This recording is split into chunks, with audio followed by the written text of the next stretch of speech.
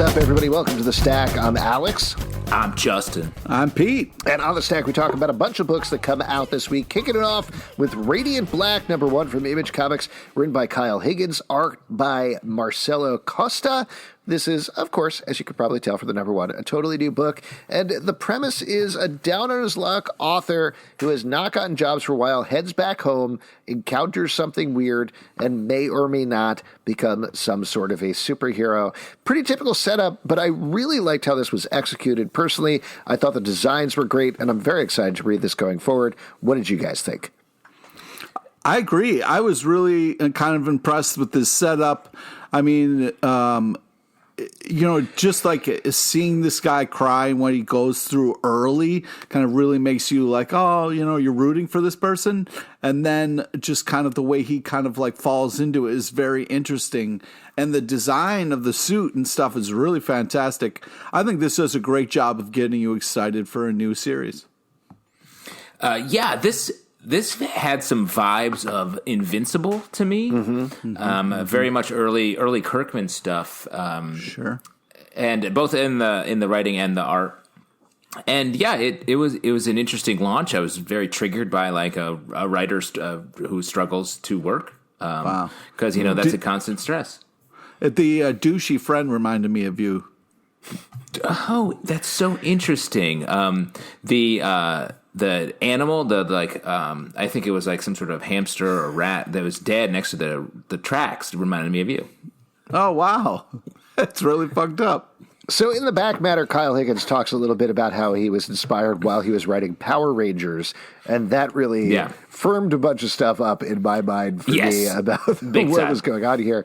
But I think what he's done is he found a really grounded way of taking this Power Rangers concept, making it feel fresh, make it feel new, and it's a lot of fun. I'm excited to read more of this. Next up, Sweet Tooth, Return #4 from DC Comics, written and art by Jeff Lemire. We get some big answers here about what's been going on with this rebooted Sweet Tooth.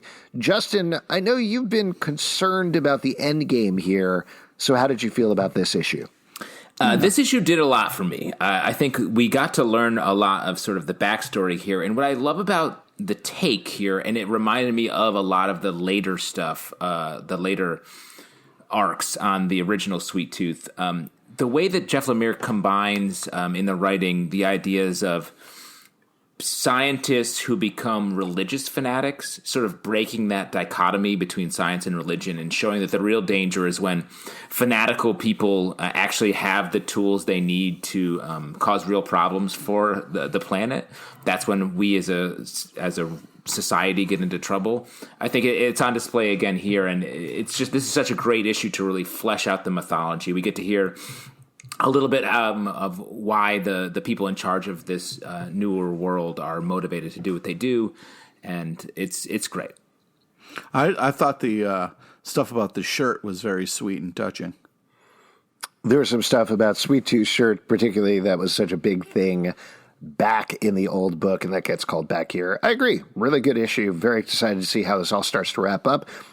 Going over to Eternals #2 from Marvel, written by Kieron Gillen, art by Esad Ribić, where we left off in the last issue. Thanos was attacking some of the members of the Eternals. One of the Eternals had been murdered. Usually not a problem. Turns out it is a little bit of a problem here. We get some big revelations and explanation of what's going on. One of my favorite things about this book is it is revealed. I don't know if it was revealed in the first issue, but it's revealed here in a very funny and very Kieron Gillen way that the person who is narrating this is the eternal machine that helps resurrect the Eternals, but that machine is broken. And just the way that is executed, the way that tells the story of the series feels so unique and exciting to me. I was just tonally like there's the narration is like funny. It's sort of irreverent. It feels like you're hearing Kieron Gillen like basically make fun of the characters in the book that he's currently writing, which I think is so great. Yeah, I was really impressed with this. you got a big Eternals movie coming out from Marvel, so I feel like this does a great job of getting people excited for that. Eternals to me never really was like something I could latch onto, but I'm really into this book. I think it's a really kind of cool setup of what's the problem is and what's going on and what's going to happen, and I'm really looking forward to it. Art's fantastic, really fun time jump stuff here. Yeah, and even like there's like sweet, touching moments where they make mistakes, and I was really impressed with this. This is a really solid book, and the art is so good. It feels so like big mythology, while also having great comic book action at the same time. Like this comic is really just like delivering on all the fronts you want. Well, on that note, let's turn up to Low number 26 from Image Comics, written by Rick Remender, art by Greg Tochhini. This is the last issue of this book. Ooh. Justin, this has been one of your favorite books for a very long time. How do you think it wrapped up? Great. Just so good. Like Rick Remender, I don't know how. I mean, we talked to him about this book a few weeks ago when he was on the podcast, and I don't know how he writes his books. Like, when does he think of the ending? Because he really does such a good job with endings in a lot of his work. Like he's able to tie up the character arcs, the emotional arcs, as well as just the central theme, and leave you thinking and feeling a certain way in his last issues. It was same with Black Science.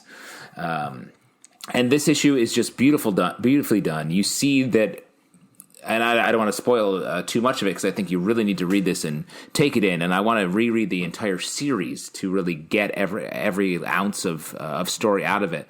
But it's about a family at the end of the day, and you get to see that land in a way that is tragic, heartbreaking, but beautiful and sentimental at the same time.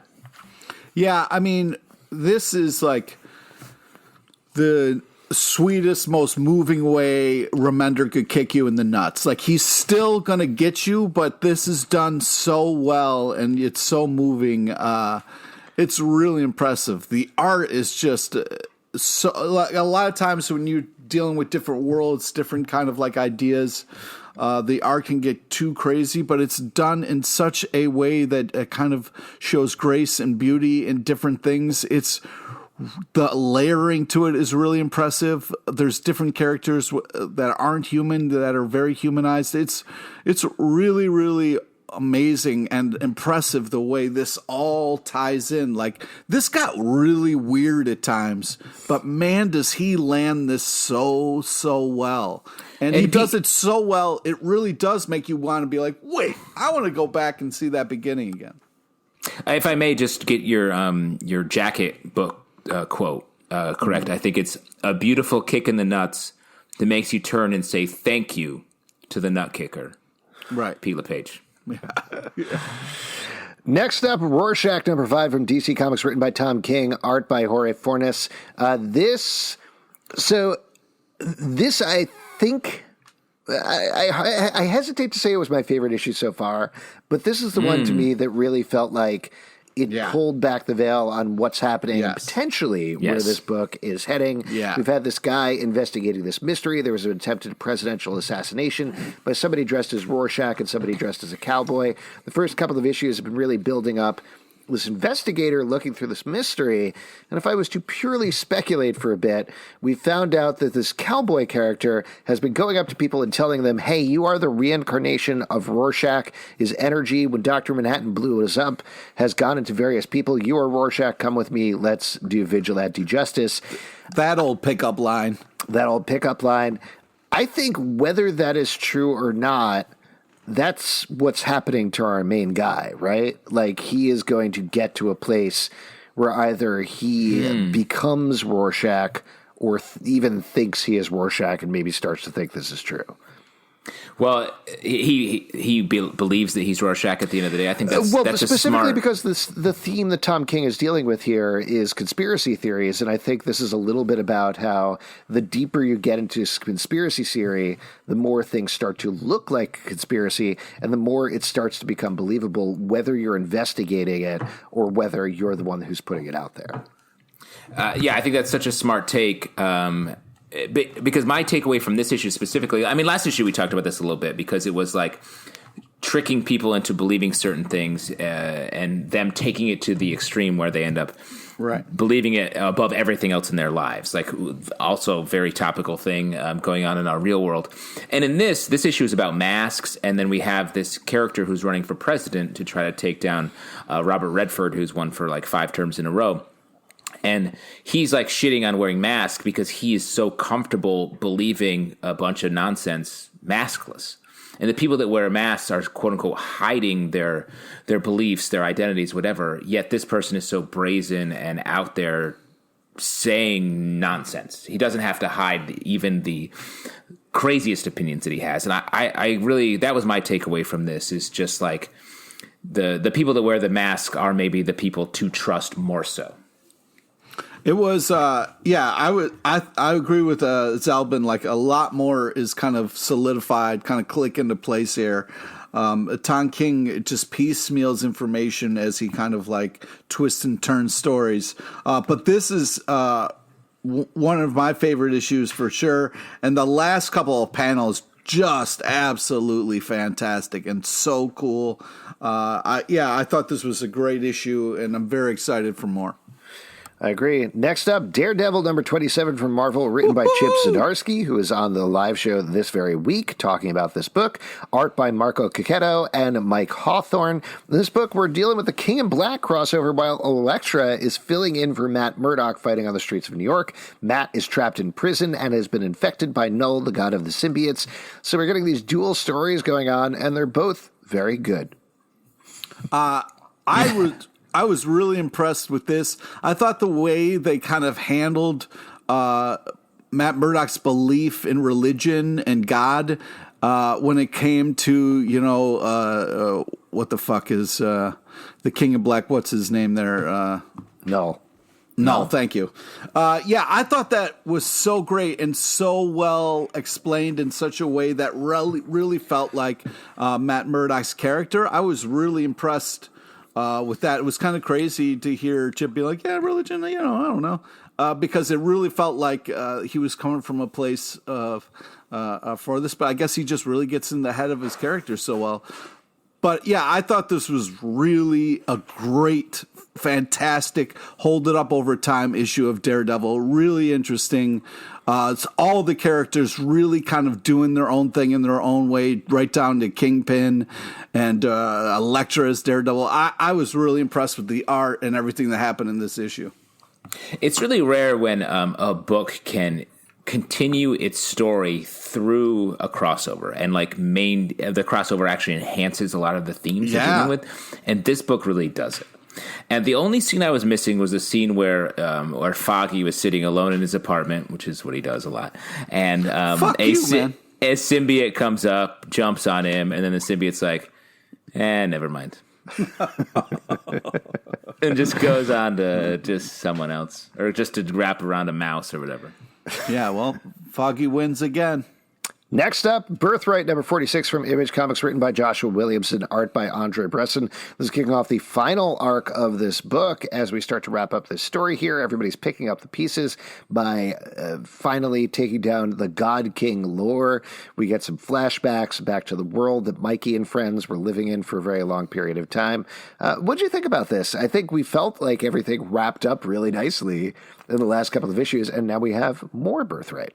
We have this and 4 more issues. This is another one of my favorite books coming to an end in a great way. Like the fact that we had the big battle at the end of the last arc, we get to see sort of a nice epilogue, an emotional epilogue, which is what, again, about family and about what it means, despite all the crazy shit going on in our lives, like what do we chase after when the going gets tough? And in this case, family. And I love this book. It's really dawning on me that family's important. I think comic books might be right. It's crazy. No, I agree, Justin. Like, no. This is really impressive. Like what they're doing afterwards. Like this huge thing. It's kind of like, okay, on to the next adventure. No, they're really kind of sitting in this aftermath, exploring other things that maybe they could have talked about more while all this madness was happening. I was really impressed with the relationship stuff in this. Very moving. this book continues to be amazing. Next up, Black Hammer Visions #1 from Dark Horse Comics, written by Patton Oswalt, art by Dean Kotz. This is the first issue, of course, of this anthology telling stories about the Black Hammer characters from creators other than Jeff Lemire. We've been really big fans of the miniseries they've been rolling off here. These are these one-shots.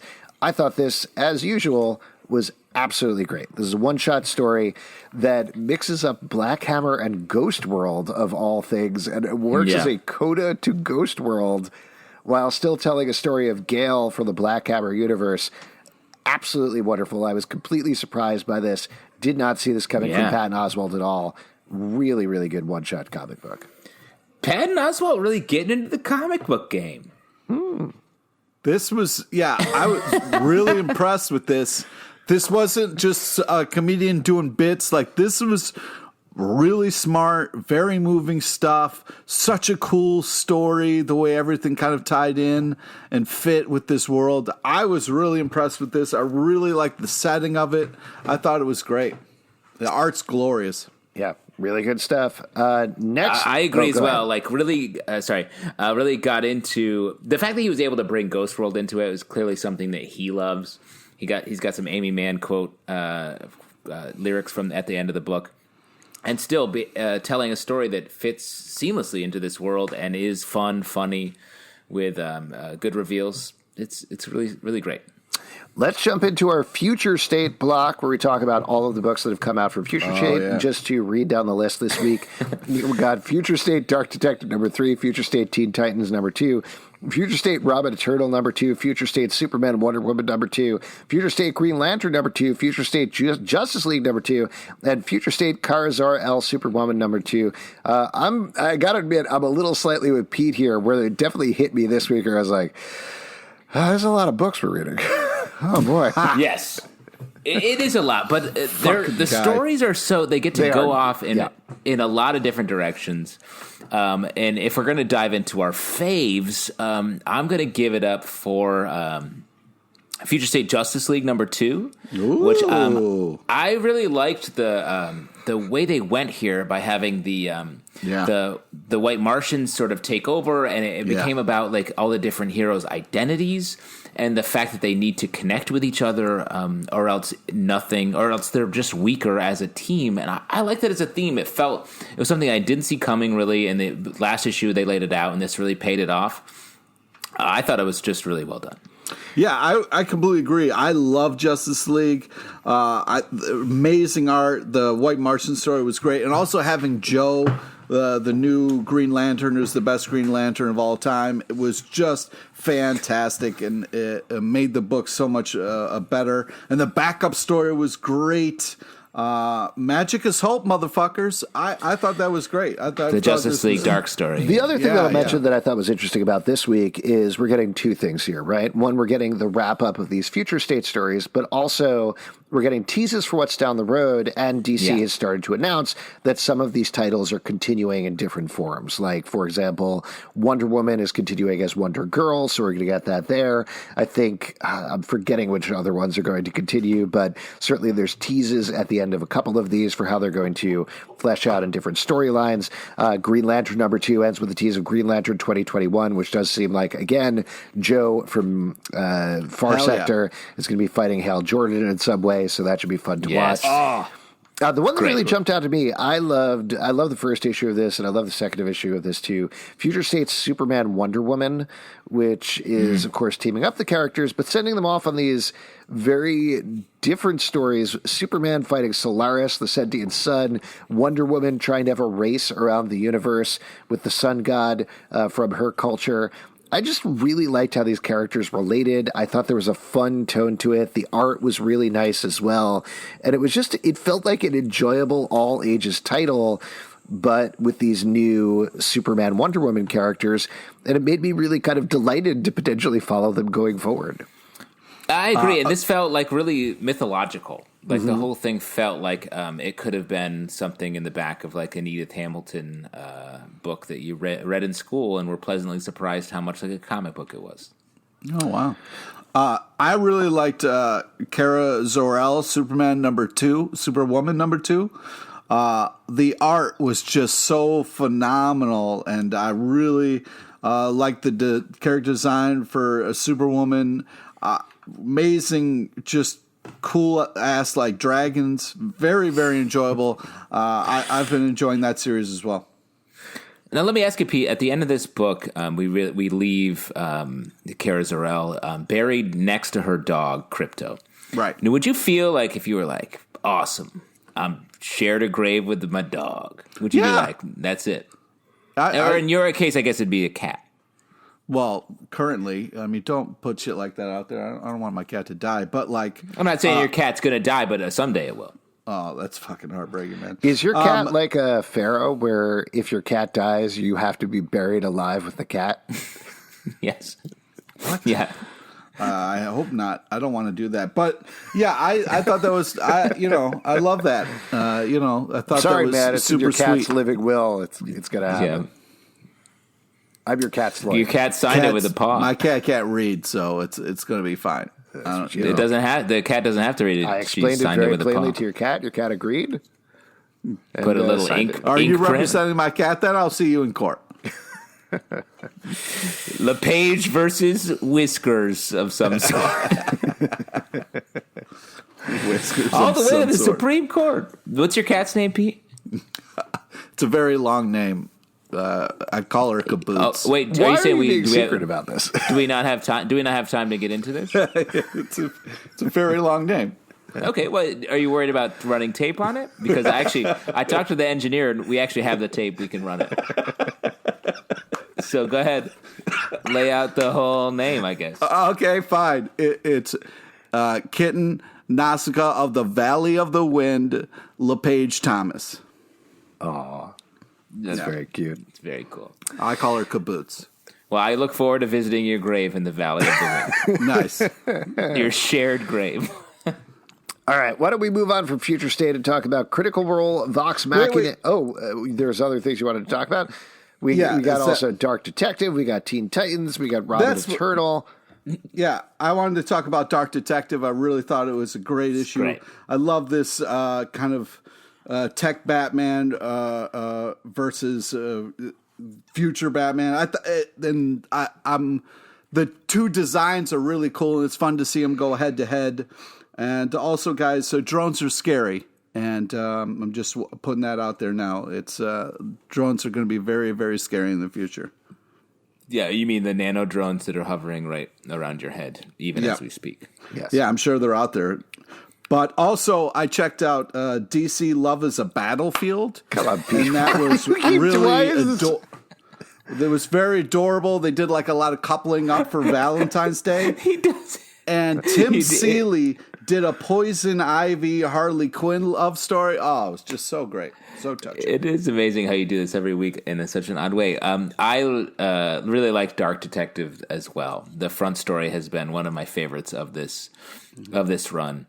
And just a quick rundown of the rest. Green Lantern 2, I thought the setup for the next issues I was really into.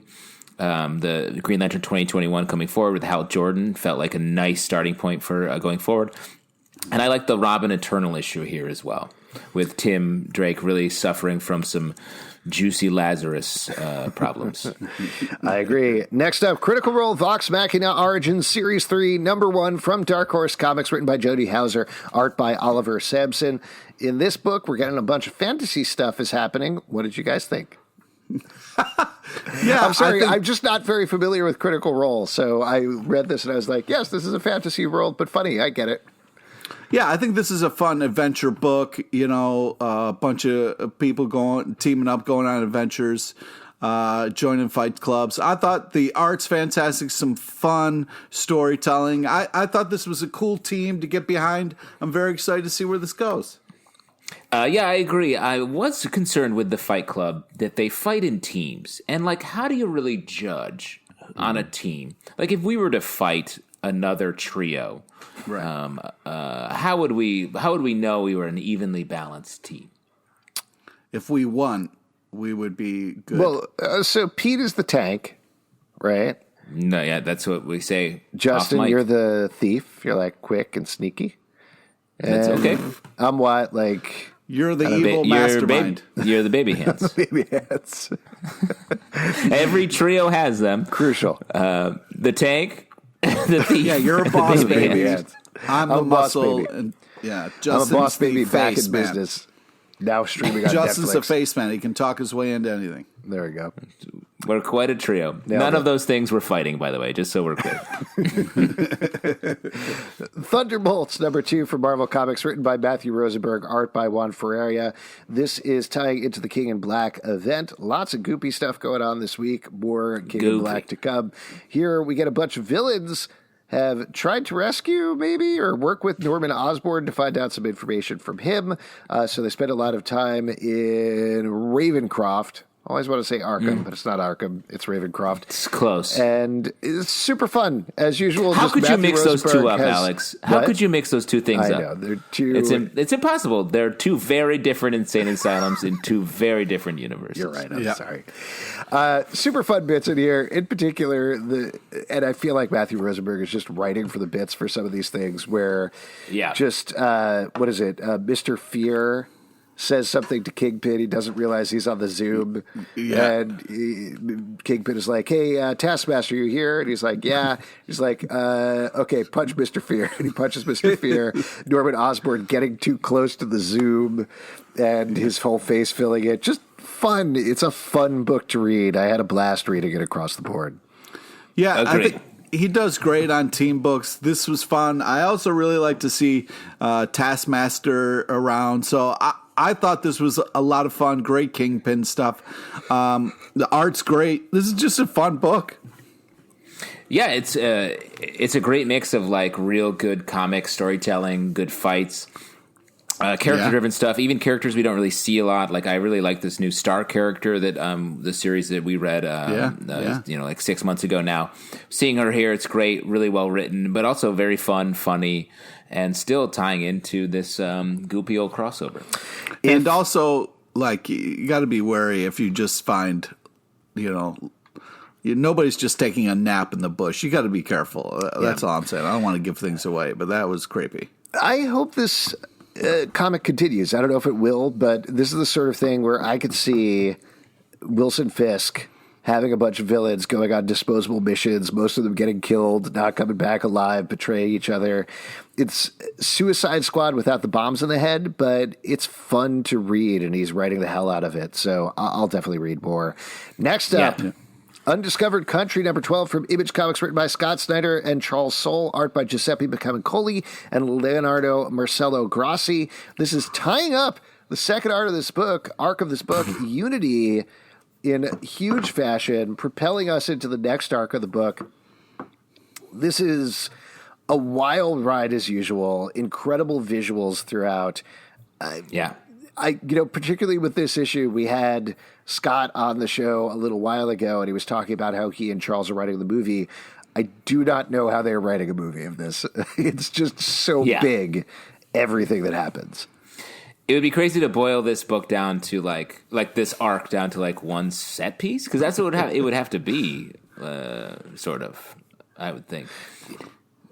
I don't know. But the comic, you get like the emotional beats are here. It's wild storytelling. There's so many ideas here. I mean, it's the same stuff we always compliment this book about, but they just continue to really find the balance of giving this. Like in this book, there's this like very wild escape. It's sort of like plays like a race, a Super Mario Kart race for a portion of it. But then you get this like really great heartfelt moment where two of the main characters, the brother and sister, are talking to their images of their parents, and it's just like it's great.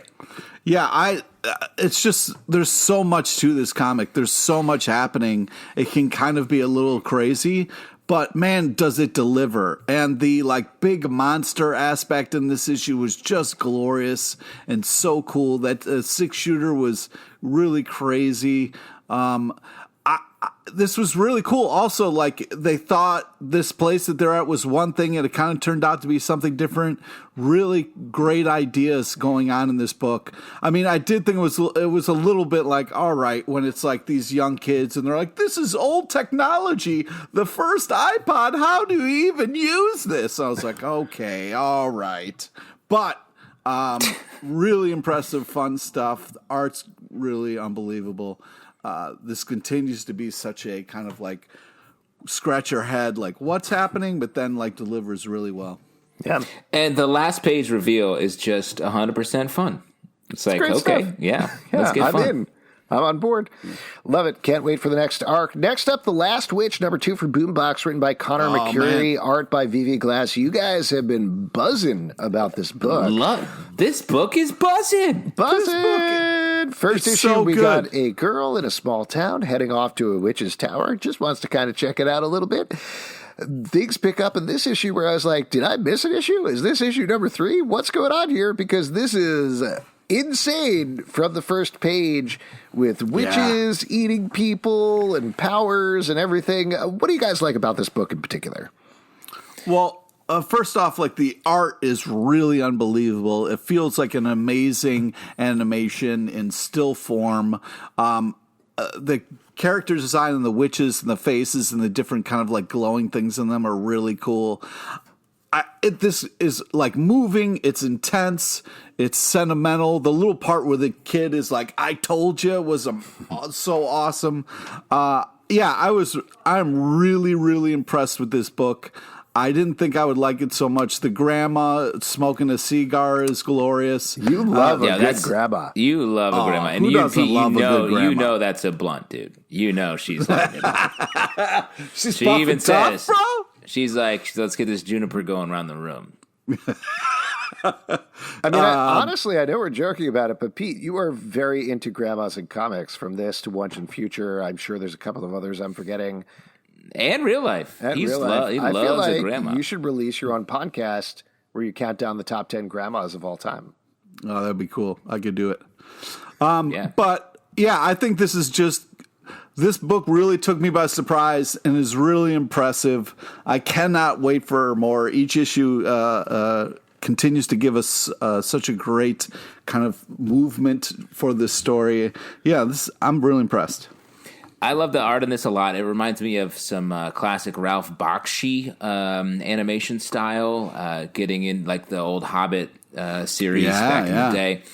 And it's just, to your question earlier, Alex, why we think it's such a buzzy book. It moves quickly. It's both fun, lighthearted, welcoming us into this world. It's scary at times, but it's always just like driving the story forward in a well done, confident way. Yeah. It's just a good book. There's a little mystery going on at the end. We get a lot of mythology building here, and cabins in the woods. Watch out. Yeah. All right, everybody, that has been our Buzz Busy Bee book of the week. Let's move on and talk about American Vampire 1976, #5 from DC Comics, written by Scott Snyder, art by Raphael Albuquerque. Talk about things getting big. In this issue, our heroes are fighting a bunch of giants, encounter a council of vampires. Tons of mythology dump in this issue are going on here as we're entering the end game, seemingly, of American Vampire. Another great issue, but it's just wild to me that we are so far into the run of this book and they're still laying down huge pieces of the mythology. That's very impressive. Yeah. And it all fits. It all feels like very deliberate, and they've done a great job of setting up a villain that is worse than everything else we've seen before. And the way that they're able to keep Skinner such a central part of this character, despite the fact that he's been devamped and he's just sort of like, I don't know what I'm doing. I'm just hanging around. And he's still such a fun character is great. Yeah. Yeah, Scott Snyder knows what the fuck he's doing when it comes to writing comic books, because this is really impressive. So well done. Even after all these arcs, you would think that like maybe the ideas would get a little like, all right, we're gonna try, but man, just delivers hard on every issue. The last panel reveal on this was really unbelievable. I can't say enough about the art. These two teaming up is just magic. Next up, Black Panther, King in Black, #1, written by Jeffrey Thorne, art by Jermaine Peralta. In this issue, as you can probably imagine, the symbiotes are attacking Wakanda, and they start to fight back. What'd you think about this issue? Another book that feels like it was inspired by, hey, what characters have black in their name? Let's put them in the King in Black event. But personally, I think it panned out a lot better than you might expect based on that. I was really impressed with this book. Also, I didn't expect to get choked up, but there was a moment where Black Panther and Siri see each other and kind of like give each other a hug, and I got a little choked up because I was like, that's never going to happen in TV or movies, and we're never going to get to see that. And it kind of got me a little bit, which I wasn't ready for. It's funny you say that, Pete, because I was thinking the same thing. It's so rare, I think, in a comic book where from the adaptation to the movie has such an effect on reading the comic book going forward, because I do feel when I see Black Panther, I'm just like, oh, there's a loss there. There's a loss tied to the character in a way that it's never happened to me before, and I just can't imagine it has happened before. And to see this, like, I don't know, does that harm the Black Panther character in the Marvel Universe, the fact that Chadwick Boseman was such an icon for the role and then died, and is it going to stay with us forever? I guess is what I'm saying. I wonder, because it's like, you know, the comic came first, they should be able to do what they want, but man, it was just, I was having a hard time reading it. I was really getting choked up and being like, I don't know. Like, would you just say Sirius Black Panther and like not kind of deal with it just so you don't have these kind of reactions? But that doesn't seem fair. I do think there's something to be said. I agree with you guys. I had the exact same reaction emotionally. And there was a brief thought of, like you're saying, Pete, should they retire T'Challa as Black Panther for a while, which sounds insane. But just to get around that uncomfortable, sad reaction that you have. But I would say no. You know, you keep it going because it is a tribute to how powerful he was as the character, that even though he passed away in a very untimely manner, the character continues, and it does pay a tribute to him by continuing to exist, by continuing to have these ventures. And as long as they keep being good and they keep treating the character in a good way, that does pay tribute to Chadwick Boseman's performance in a back way as well. Now, I do want to talk a little bit about this issue, not, talking about that. I thought this was a great issue of Black Panther, a lot of cool things, and the kind of callback to one of Black Panther's like enemies was such a cool idea to help kind of stop this menace. I was really impressed with the writing on this, and there's really kind of cool like beast showdowns here. Wow, what an awesome issue. What amazing art. This was really cool. Next up, Bliss, number 5 from Image Comics, written by Sean Lewis, art by Caitlin Yarsky. In this issue, we're getting a bunch of backstory about what's going on with our father character, who is going up against the main antagonist of this book. We find out how he broke out of the hold of this drug. I guess you can kind of call it a drug. Bliss, how he worked his way forward. Meanwhile, we're following his son as he's trying to track down his dad, I believe. Still some incredible imagining coming out of this book, even 5 issues in. This reminded me of like, and maybe this is a stretch. You tell me. It's like a reverse Never-Ending Story. Oh wow, interesting. It's like the dad, the kid is hearing the. I guess it's just like the Never-Ending Story. The dad is going on the adventure, and the kid is sort of hearing the dad adventure. Not so much a reverse Never-Ending Story as a Never-Ending Story. When instead of the kid being addicted to the drug, it's the dad, and then the kids go. What I was thinking though was the fact that it's the dad going on the adventure, and the kid is hearing the story is what riding a dragon means drugs, and then I always describe, I don't know if you guys do this too, but I always describe 13 and going on 30 as like a double reverse pig. Exactly. And you talk about that a lot, especially in your work as a critic. Yeah. I try to relate everything back to 13 going on 30 if I can. Seminal movie. I thought this was a really beautiful issue, unbelievable. This story continues to move forward in a great way. You go from absolutely hating this dad to maybe there's something that could be done. I'm just really impressed with this story. And then fun, kind of like join us next time. And they got the AOC with the scales of justice. I thought that was crazy cool. The character designs are very interesting. I will say to Pete's point, I don't think it's actually AOC, but the woman in the preview for next issue looks just like AOC. Yeah, it's AOC, dude. Next up, Orcs, #1 from Kaboom, written by an art by Christine Larson. This is pretty much what you could expect from the title. It's a bunch of adventuring orcs. Because it's Kaboom, it is very all ages. I thought this was a delightful, fun book to read with some great character designs. I enjoyed this quite a bit. Pete, I imagine, given its similarity to other things like Headlopper and whatnot, you might have liked it as well? Oh, I really loved it. I especially loved the first story. Thought it was really cool. It's fun to see kind of things that are cute be violent. But man, just like fun. Usagi Yojimbo, that little bunny. Yeah.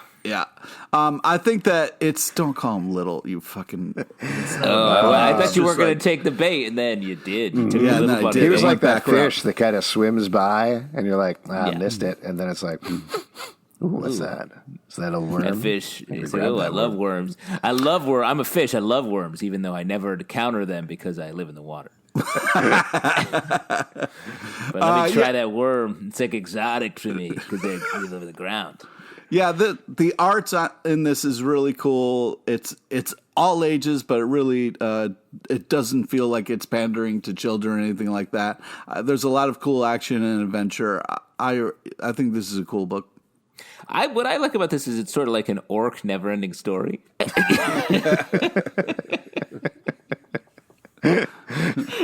I found it to be more of a 13 going on 30 myself. Oh, wow. I really did. I did like this. I think, especially the first bit that ends up being the grandma orc telling a story. Pete, grandma orc, you must be like basically coming in your pants because you've seen other grandma here. I wouldn't go that far, but then I like how grandma trips out a little bit. That was fun.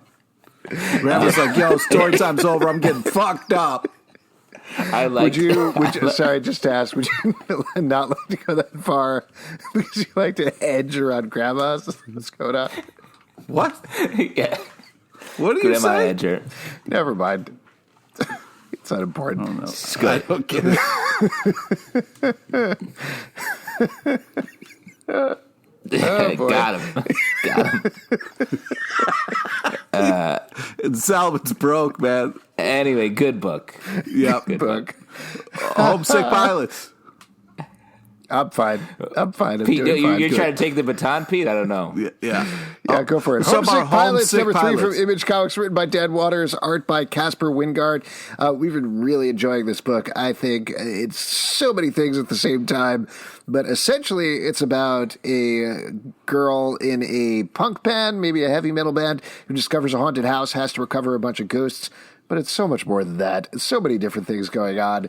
It ramps up the premise at exactly what's happening every single issue. Ends with a wild visual at the end here. This is great. I really enjoy reading this. Me too. This is one of my favorite books, favorite new books out there. Talk about visuals. The visual of the sort of videotape ghost was like haunting. Yeah. I want to see that for sure. I want to see that in some sort of movie or film or TV show. So good. I also really like the lessons in this. You know, they're like, yo, if you're going to join a band, it is hard. It is grueling, and you might get trapped in a house and not be able to make it out. So you got to be ready for that. Also, don't fucking go into other people's houses, all right? It's not going to end well. Oh, 2 lessons. But the art is just fantastic, and they really try different, like the crackly, like black panels that they have that look like an old book in the middle of the comic is just really cool and creepy and sets this cool tone.